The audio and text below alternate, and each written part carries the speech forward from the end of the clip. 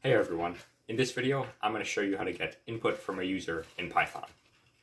So to get input from a user in Python, all you need to do is specify the name of a variable that you want the inputted data to be stored.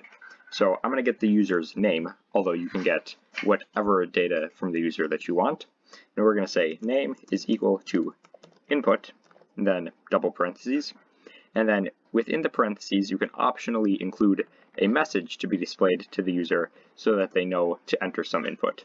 And we are going to say enter your name, just like that. Now we are going to print a little message to the user.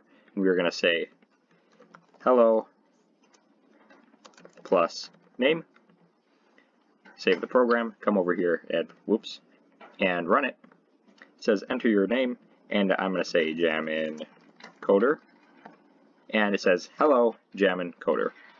And just like that, you learned how to get input from a user in Python.